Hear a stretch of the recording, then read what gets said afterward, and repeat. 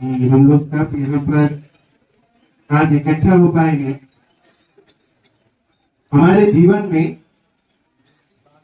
जाने या अनजाने में हमसे बहुत कुछ अपराध होते हैं और उसको सुधारने के लिए भी हम लोग कोशिश करते हैं। देखिए, माता जी बोलते हैं कि जो भी चीज हम लोग को भगवान की इच्छा के विरुद्ध का काम करवाता है वो एक्चुअली एक अपराध ही है।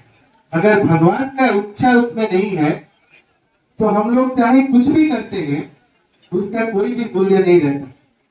अगर भगवान का इच्छा होता है तो चाहे वो एक सामाजिक दृष्टिकोण से वो जितना भी निम्न काम भी हो, लेकिन अगर वो भगवान का इच्छा है तो वही एक्चुअली काम।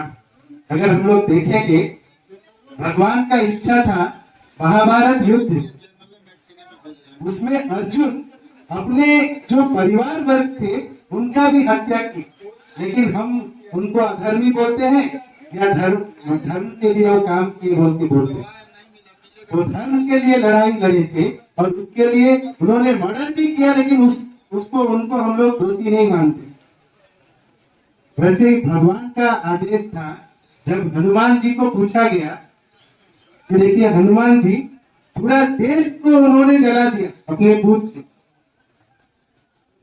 पूरा देश को वो राख में मिला दिए, लेकिन फिर भी हम लोग मतलब उनसे ज्यादा इतना तबाही कौन मचाया है? उस्मा बिन लादेन ने भी इतना तबाही नहीं मचाया हो, लेकिन हम लोग उनको भगवान बोल के पूछते हैं, क्योंकि जब उनको पूछा गया कि आप ऐसा क्यों किए, वो बोले कि आप मुझको क्यों पूछ रहे हैं, आप मेरे जो डायरेक्टर हैं श्री रामचंद्र जी उनसे पूछिए, क्योंकि ये उनका ही आदेश था, इसीलिए मैंने सिर्फ उनका आदेश का ही पालन किया। पूरा देश को भी वो तबाही कर दिए, फिर भी हम उनको भगवान के रूप में पूजा करते हैं, क्योंकि वो भगवान का ही इच्छा था। तो अभी का जो ये समय है, ये समय में अगर हम लोग देखेंगे, हम लोग किसके इच्छा के लिए जीते हैं, किसके लिए हम लोग जीते हैं? ज्यादातर समय हम लोग अपने स्वार्थ के लिए ही जीते, और वही स्वार्थ के लिए जीना हम लोगों से ऐसा ऐसा काम करवाता है जो कि हम लोग अपने अधीन में ना रह के करते हैं। अगर बाद में जाके हम लोग पश्चाताप करते हैं और महसूस करते हैं कि ऐसा काम मैं क्यों कर दिया, ये तो मैं करने के लिए नहीं चाह रहा था, लेकिन फिर भी मेरे से क्यों हो गया, क्योंकि हम लोग अपने अधीन में नहीं, हम लोग कोई एक निम्न प्राण के शक्ति के वश में आके वो सब चीज कर देते हैं, क्योंकि हम लोग अपने अधीन में आके हमारे अंदर जो भगवान है उनके संस्पर्श में आके जिंदगी जीने के लिए कोशिश नहीं करते। बहुत बार अच्छा चीज करने के लिए प्रयास करते हैं, लेकिन वो अच्छाई का मार्ग में जाने के लिए हम लोग मतलब जा ही नहीं पाते हैं, क्योंकि हमारा स्वार्थ हम लोग को, हमारा लालच हम लोग को क्या करता है, पीछे ढकेल के रखता है। अगर मैं आपको एक क्वेश्चन पूछूंगा कि आपके पास दो मूर्ति है, एक मूर्ति है राम जी का और एक मूर्ति है रावण का, तो कौन सा मूर्ति आप चुनेंगे? राम जी का। लेकिन अभी राम जी का जो मूर्ति है वो मिट्टी का बनाया हुआ, लेकिन रावण वो सोने का देश है उसका, तो उनका जो मूर्ति है वो पूरा सोने के बनाए हुए वो मूर्ति। तो अभी मिट्टी का राम का मूर्ति आप चुनेंगे या सोने का रावण का मूर्ति चुनेंगे? राम जी का चुन पाते हैं? इनका कहना ये नहीं है कि किसे चुनेंगे, घर ले जाने की बात हो तो किसको ले जाएंगे? सर पूरा क्लैरिफाई कर दिए क्वेश्चन को कि अगर घर लेके जाना होगा तो सोने का मूर्ति ही हम लोग क्या करते हैं, उसको घर लेके जाते हैं और सोच भी लेते हैं कि चलो रावण जी को ले आते हैं, अगर जरूरत पड़ेगा राम जी का मूर्ति बनाने के लिए तो सोने को पिघला के फिर बना सकते हैं, लेकिन मिट्टी का राम जी का मूर्ति चुन के क्या फायदा?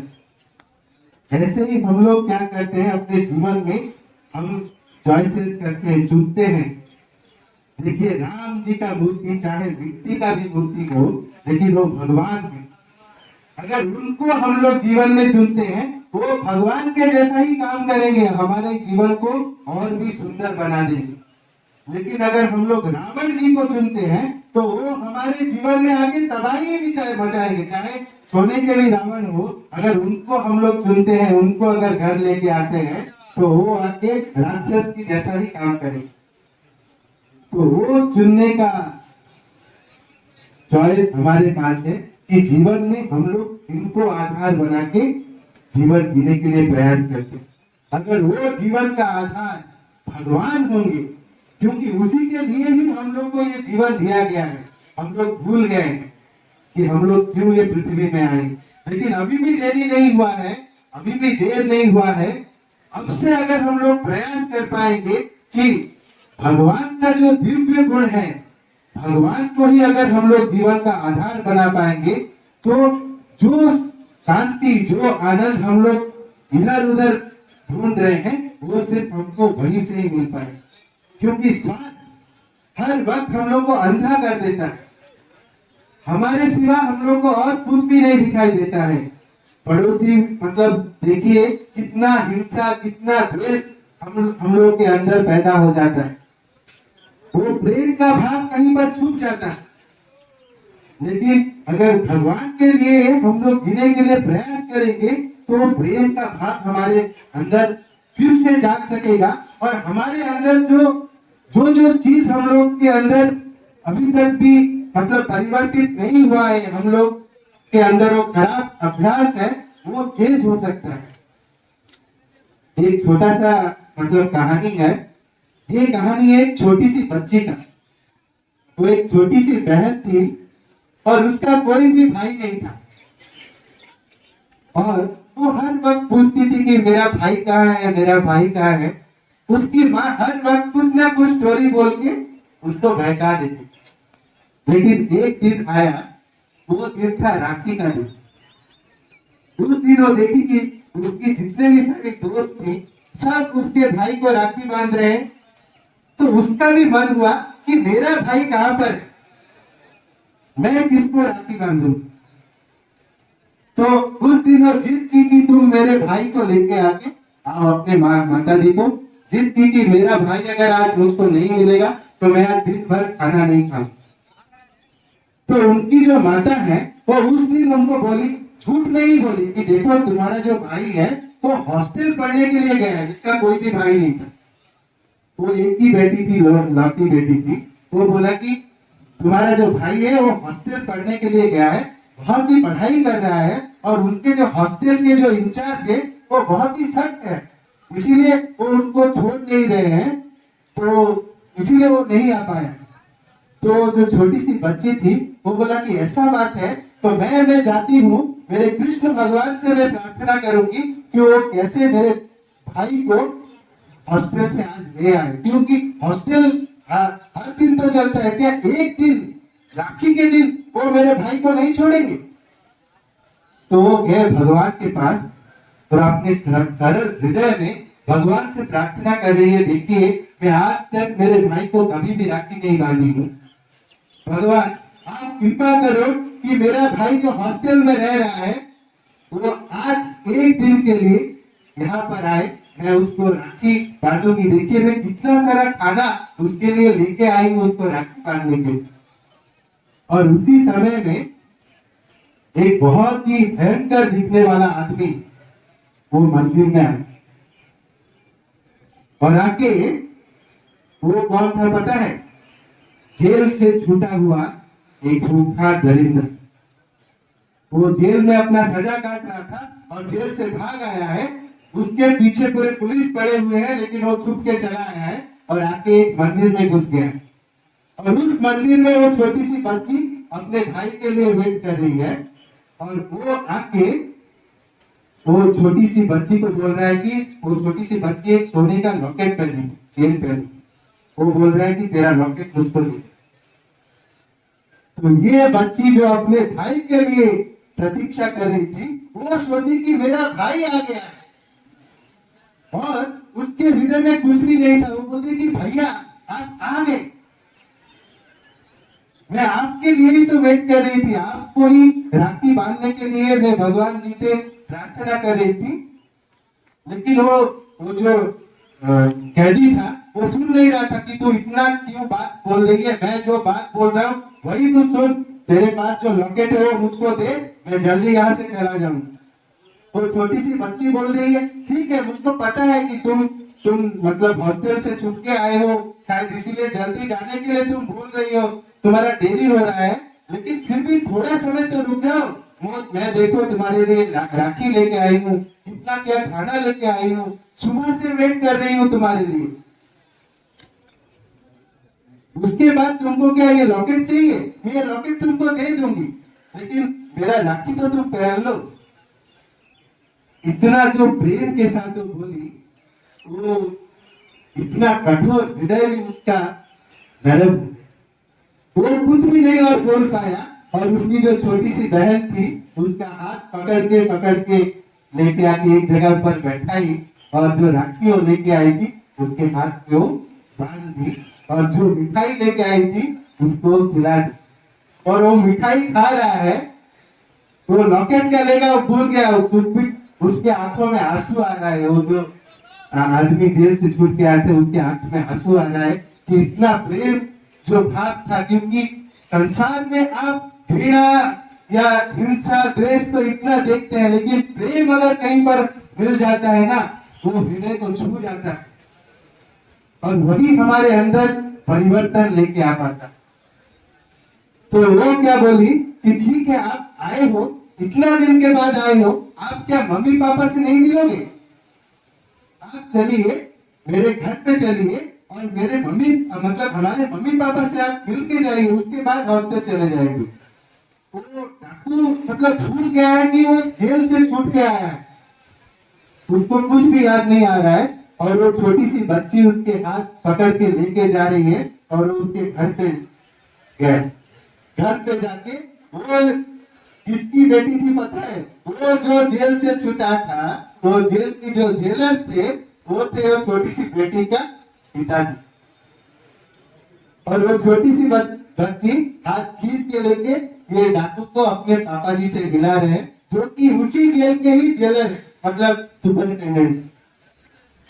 तो उनके पिताजी वो डाकू को देख रहे हैं, वो डाकू उनके पिताजी को देख रहे हैं, कोई कुछ भी नहीं बोल रहा है, क्योंकि वो छोटी सी बच्ची के हृदय में कोई मतलब ठेस न पहुंचे, उसके जो विश्वास है, उसका जो प्रेम है, उसमें कोई ठेस न पहुंचे। और ये घटना खत्म हुआ। उसके बाद वो जेलर जी उसको लेके फिर से चले गए जेल में, लेकिन वो जेल में जो गया था वो सेम इंसान नहीं था, जो कि वो लॉकेट के लिए या हिंसा के लिए या किसी को मारने के लिए जो पहले जेल से छूटा हुआ आदमी जब जेल में गया था, वो एक दूसरा आदमी था, जिसके हृदय में चाह था कि मैं कैसा एक अच्छा भाई बन सकूं, जो भाई का कल्पना ये छोटी सी बच्ची की है। इतना प्रेम के साथ जो छोटी सी बच्ची चाहिए कि चाहती कि मेरा भाई ऐसा होगा, मैं वैसा ही एक भाई बनने के लिए कोशिश करूंगा। और 1 साल के अंदर वो इतना अच्छा काम किया, इतना अच्छा काम किया कि उसका जो सजा था माफ हो गया। नेक्स्ट डे, नेक्स्ट साल फिर से जब राखी का मतलब त्योहार आया, वो राखी के त्योहार में वो फिर से इसके घर में आया। इस बार उसको रिया कर दिया गया है, इतना अच्छा वो काम किया है। और बहुत अच्छे तरीके से बहुत सारा चीज, बहुत सारा तोहफा लेके वो अपनी बहन से मिलने के लिए। तो ये कोई कहानी नहीं है, ये हमारा खुद का ही जीवन है। ये जीवन चाहे कुछ भी हम लोग के साथ अभी घट गया है, लेकिन अभी एक सुजोग है कि उसको हम लोग किस ओर लेके जा रहे हैं। हम लोग जिस अवस्था में है उसी अवस्था में ही उसको छोड़ देंगे, या एक बेहतर जिंदगी के लिए हम लोग प्रयास करेंगे। और वो बेहतर जिंदगी में अगर कोई हमारा साथ दे सकते हैं, वो है भगवान, जो कि हर वक्त हम लोग जिस अवस्था में हैं, हमको अगर कोई अच्छे तरीके से कोई समझ पाया है ये पृथ्वी में, वो कौन है? हमारे परिवार लोग भी हम लोग को अच्छे तरीके से नहीं समझ पाते हैं, हमारे पड़ोसी भी हम लोग को अच्छे तरीके से नहीं समझ पाते हैं। जो हम लोग के परम मित्र हैं, जो हमारे अति निकट में है, वो है भगवान। अगर उनको हम लोग जीवन का आधार बनाएंगे, अगर उनके लिए हम लोग जिंदगी जीने के लिए प्रयास करेंगे, तो हम लोग कभी भी कैद नहीं हो पाएंगे। देखिए श्री अरविंद जी के बारे में जो बताया गया, उनको 6 फीट के एक रूम में बंद कर दिया गया था। अंग्रेज लोग उनको एक फॉल्स बम केस बनाने के आरोप में लेके जेल में डाल दिए थे, जो बम उन्होंने कभी बनाया भी नहीं था। लेकिन वो क्या बोले हैं पता है? कि अगर अंग्रेज लोग मेरे पे कोई कृपा किए हैं, एक ही कृपा किए हैं कि वो लाके मुझको जेल में डाले। और वैसा जेल, उस समय का जेल आप सोचिए, वहां पर खाना मतलब बहुत ही कंकड़ भरा खाना दिया जाता था। सोने के लिए जो रूम था, उसमें आप अच्छे से सो भी नहीं सकते। एक ही थाला दिया जाता था, उसी में ही शौच करेंगे, उसी में ही खाना खाएंगे। ऐसा दर्द भरा जिंदगी था। लेकिन उसके लिए भी वो बोल रहे हैं कि ये जो जिंदगी मुझको मिला है, इसके लिए मैं अंग्रेजों का आभार व्यक्त करता हूँ। क्यों व्यक्त करता हूँ? क्योंकि इसी जेल में ही मुझको स्वयं नारायण जी का दर्शन हुआ। मैं जब पूरे बाहरी समाज से मेरा संपर्क निश्चिन्न हुआ, तभी मैं मेरे अंदर का जो जीवन है, अंदर जो भगवान है, उनको आविष्कार करने के लिए मैं प्रयत्न किया, और तभी मुझको साक्षात नारायण जी का दर्शन हुआ। तो वैसा प्रयास हम लोगों को भी अपने जीवन में करना है, तभी जाके हमारा जिंदगी और भी सुंदर बना सकते हैं वो। और भी जो भी हमारे अंदर कमियां हैं, उसको भरपाई करके एक अच्छा इंसान, एक दिव्य मानव हम लोग बन सकते हैं, और उसके लिए प्रयास कर सकते हैं।